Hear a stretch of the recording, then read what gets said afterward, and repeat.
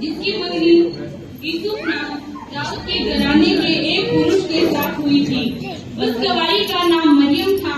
स्वर्गदूत ने उसके पास भीतर आकर कहा,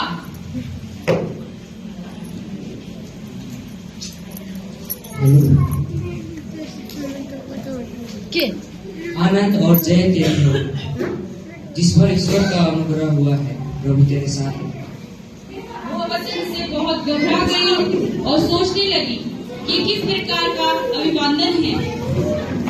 फिर स्वर्गदूत ने उससे कहा, हे मरियम, भयभीत न हो, क्योंकि परमेश्वर का अनुग्रह तुझ पर हुआ है। देख, तू गर्भवती होगी और तेरा पुत्र उत्पन्न होगा, उसका नाम यीशु है। मरियम ने स्वर्गदूत से कहा, मैं तो किसी पुरुष को जानती नहीं। स्वर्गदूत ने उसको उत्तर दिया, पवित्र आत्मा तुझ पर उतरेगा और परम सामान तुझ पर छाया करेगा, इसलिए वह पवित्र जो उत्पन्न होने वाला है परमेश्वर का पुत्र कहलाएगा। मरियम ने कहा, मैं परमेश्वर की दासी हूँ, मुझे मेरे वचन का विश्वास नहीं है। तब स्वर्गदूत उसके पास से चला गया। यीशु का जन्म इस प्रकार से हुआ कि जब उसकी माता की मंगनी यूसुफ के साथ हो गई, तो उनके इकट्ठे होने से पहले ही वो पवित्र आत्मा की ओर से गर्भवती पाई हुई। अतः उसका पति यूसुफ ने, जो धर्मी था, उसे बदनाम करना नहीं चाहता था, उसे चुपके से त्याग देने का विचार किया। जब वो इन सब बातों के सोच ही में था, प्रभु के स्वर्गदूत ने उसे सपने में दिखाई देकर कहने लगा, हे यूसुफ, दाऊद की संतान, तू अपनी पत्नी मरियम को अपने यहाँ ले आने से मत डर, क्योंकि जो उसके गर्भ में है वह पवित्र आत्मा की ओर से है। वह पुत्र जनेगी और तू उसका नाम यीशु रखना, क्योंकि वह अपने लोगों का उनके पापों से उद्धार करेगा। यह सब इसलिए हुआ कि जो वचन प्रभु ने भविष्यवक्ता के द्वारा कहा था वह पूरा हो। देखो, एक हमारी गर्भवती होगी और एक पुत्र जनेगी और उसका नाम इमानुएल रखा जाएगा, जिसका अर्थ है परमेश्वर हमारे साथ है। तब यीशु नींद से जागकर प्रभु के दूत के आज्ञा के अनुसार अपनी पत्नी मरियम को अपने यहाँ ले आया।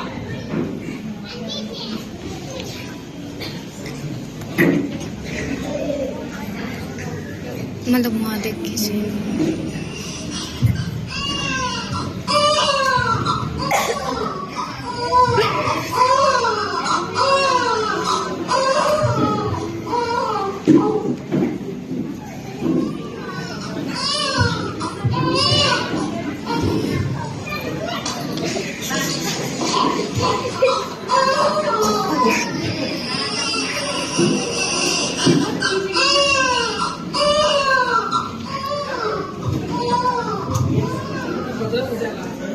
हेरोदेस के दिनों में जब यहूदियों के बैतलहम में यीशु का जन्म हुआ, तो पूरब से कई ज्योतिषी यरूशलेम में आकर पूछने लगे,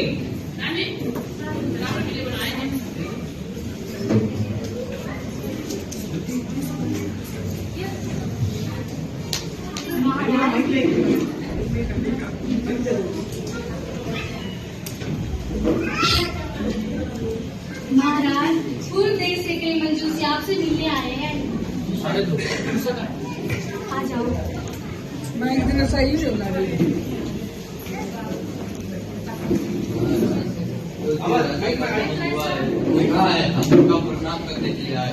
यह सुनकर हेरोदेस राजा और उसके साथ सारा यरूशलेम घबरा गया।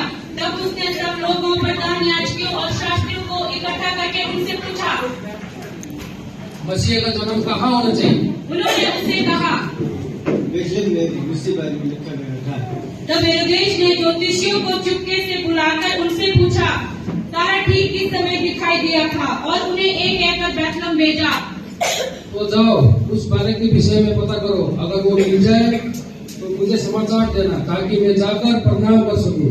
वे राजा की बात सुनकर चले गए, और जो तारा उन्होंने पूरब में देखा था वह उनके आगे आगे चला, और जहाँ वह बालक था उस जगह के ऊपर पहुंचकर ठहर गया, और उस तारे को देखकर वे अति आनंदित हुए।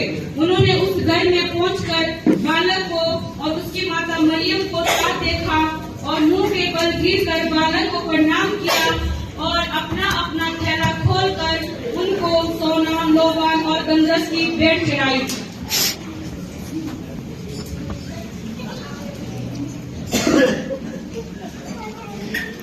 के पण देखी जाए ना कुछ।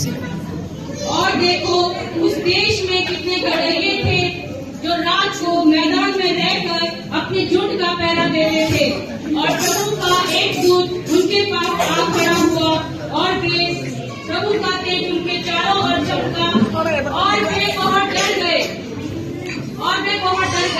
मत डरो, क्योंकि आज मैं तुम्हें बड़े आनंद का सुसमाचार सुनाता हूँ जो सब लोगों के लिए होगा। आज दाऊद के नगर में तुम्हारे लिए एक उद्धारकर्ता जन्मा है, और यही मसीह प्रभु है। और उसका